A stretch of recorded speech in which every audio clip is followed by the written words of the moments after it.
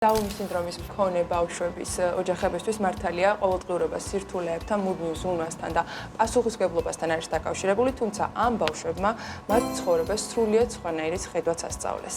ჩვენი შემდეგი სიუჟეტი გვიყვება დედაზე, რომელიც ამბობს, რომ ასეთ ბავშვთან ცხოვრებას ადამიანს უფრო გრძნობიარეს, ყურადღებიან და უკეთეს ადამიანად აქცევს. ეს ბავშვები გვახსენებენ, რომ სიკეთე, გულწრფელობა და სიყვარული ყველაზე მნიშვნელოვანი ფასეულობებია.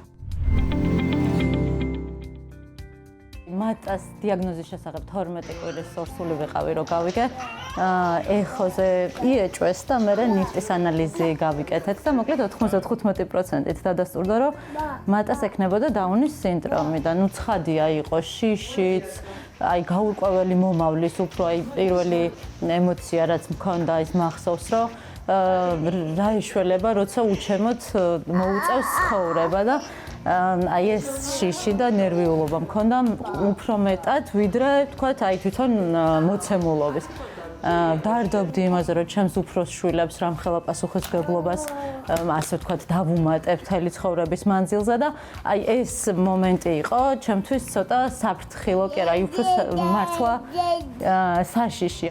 დიაგნოზის გაგების შემდეგ მთავარი ამოცანა კითხვებზე პასუხის პოვნა იყო. სწორედ ამ დროს გამოჩნდნენ ადამიანები, რომლებმაც შიშში მყოფ ოჯახს სიმშვიდე დაუბრუნეს.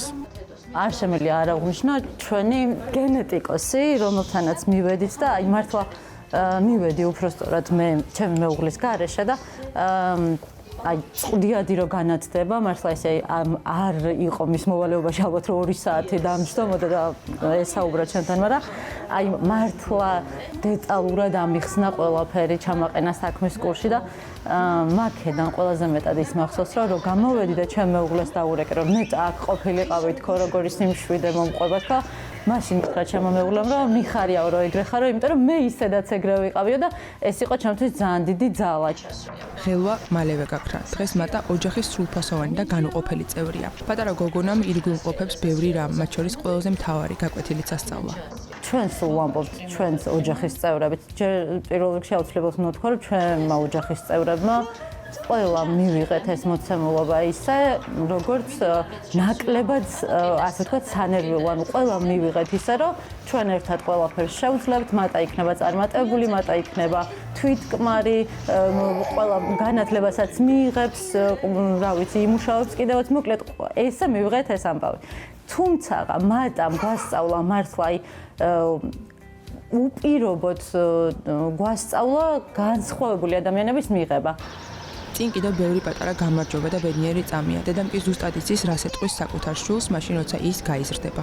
პირველ რიგში ვეტყოდი აუცილებლად, რომ მადლობა, რომ მე ამირჩია მატამ დედად, რომ ჩემთან მოვიდა. მართლა 1000 სიცოცხლე რომ მომეცეს, 1000 სიცოცხლეში ვინატრებდი, რომ მატა ჩემთან ყოფილიყო და ვეტყოდი, რომ ყოველთვის მის გვერდზე ვიქნები, რაც არ უნდა დაჭირდეს, როგორც არ უნდა იყოს, რადაც არ უნდა დამიჯდეს, სრულფასოვან ცხოვრებას ვეცდები, რომ მოიწყოს.